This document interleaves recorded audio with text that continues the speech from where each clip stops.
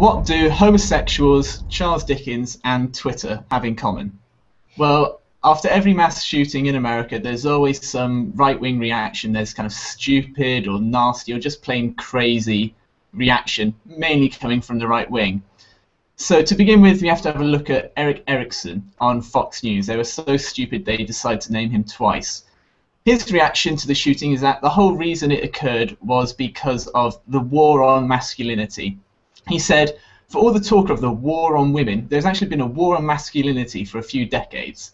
And more 20-something young men are getting lost and acting out while society tries to find something new to replace a tried and true. Society used to expect men to open doors, protect their families, and be champions of modesty and virtue, but chivalry is dead. Instead, men and women complementing each other, they're supposed to be perfectly equal, even if they're not. The hookup culture, instant gratification, and selfishness pervade our culture. So obviously he just thinks that men are becoming wimps these days, and women and men aren't equal, and all of that nonsense. The next reaction, blaming a different category of men, and this came from psychologist, I doubt her credentials after her next statement, psychologist Robbie Ludwig, who theorized that Rodger's hatred of women was a result of homosexual impulses. And on Fox News she asked, is this somebody who was trying to fight against his homosexual impulses? Is he angry with women because they were taking men away from him? Because that was such an egregious statement, she did subsequently apologize on a Facebook post later on that day saying, in no way did I mean to indicate that being homosexual or having homosexual impulses is a cause for a killing spree. So before I go on to the next couple of reactions, what are your guys' thoughts on these two, on Erick Erickson and Robbie Ludwig saying that it's either homosexuals and basically men becoming wimps that caused the shooter, Isla Vista, to go on this rampage? Can I go first on this one? Go for it. Erick Erickson's whole point is just insanity. I mean, the fact that he's associating, in particular, he seems to not recognize that this notion of a hookup culture being supposedly less masculine, I don't exactly see how. If anything, it seems to me more like an assertion of hypermasculinity, and that's only in the very broadest sense of the term. As for the psychologist who blames all homosexuals, I gotta say, her tone when she says that, it's almost the exact same type of tone that Keith Ablow uses when he's talking about any sort of crap on Fox News. Like there's that sort of implied question part, and then it fluctuates just at the exact same moments. It's infuriating, and it seems to almost be like a deliberate nudge to the audience thing. Except unlike Ablow, she actually did go on later and say, no, I didn't mean all gay people. I'm sorry. So. In my opinion, the woman, the psychologist, is worse because she comes at it from a psychologist point of view, and like she has, it looks like she's more credible than she actually is because she's saying really dumb things. Erick Erickson's an idiot, like, and really everybody who is speculating on why this guy did this is also an idiot because he says in his manifesto and clearly in his videos, his reasons behind the shooting, like. I don't understand like the randomly throwing gay people under the bus unless you're not randomly throwing gay people under the bus and you're trying to send out a different message.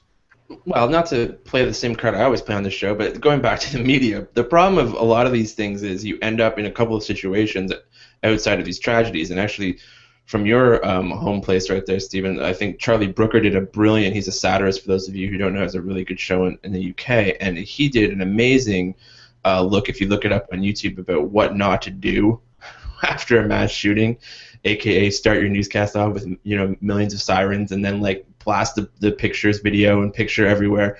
And this is what we do, of course, after every mass shooting, creating these kind of like ridiculous folk heroes for the mentally unstable. But with this stuff, it gets to another area.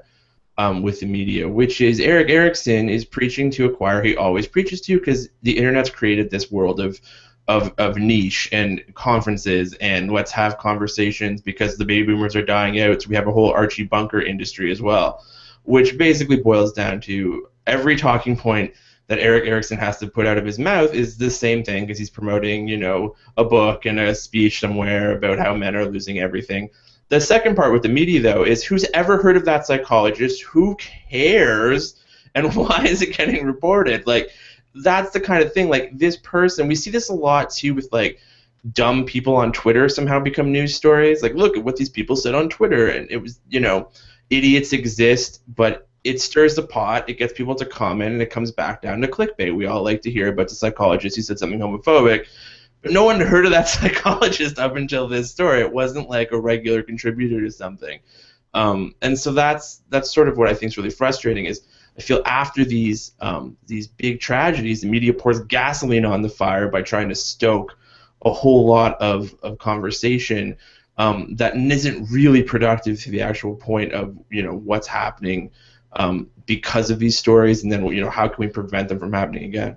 Erick Erickson, we obviously know he's an idiot, and he panders to a certain narrative, certain demographic. I mean, even Tucker Carlson, and this goes along the same line as what he's been doing on the show on Fox News that's Outnumbered, right? And he's spouting the same sort of bullshit on his program. So that sort of demographic, the 70-plus-year-olds, are like, yeah, we're back when we were men, back when men were men. And they're just playing to that crowd because that's what they did back then. That's how they felt back then. And then they see men nowadays as, as weaker, which I don't see where that really comes from. Going back to like the hookup culture, they said, being more hyper masculine and everything like that. I mean, it doesn't like make any sort of sense. Jeff, I just want to jump in because you said something that I thought was really interesting, which is, and this kind of is what amuses me. There seems to be like a genre now of old people that's just like, they're old people, what are you going to do? But what's funny is I kind of referenced the industry of Archie Bunker, but the people that were of age of the guy playing Mike, the supposedly liberal son, they're the old people now, and we're still giving this kind of attitude of, well, they're older. That's how it was in their day. But that's got to stop. Like, old people now are not like from 1945, you know what I mean? Mm-hmm. So it's an interesting kind of like, as boomers become, like the hippie kids in Woodstock are the old people. So that's what I think is really interesting. We've allowed this kind of like narrative of like, well, when you get old, you can just be racist and ignorant. It's kind of like, you've lived long enough. You're allowed to be an asshole. That doesn't give you excuse to be a fucking asshole or a misogynist or a douchebag.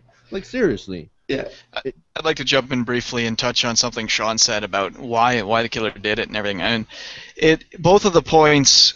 All the points in the discussion so far have been great, and the points of both of the articles we've examined so far are just they fall into place not only because, as Sean pointed out, we know why he did it, but we know when he did it what his position on sex was.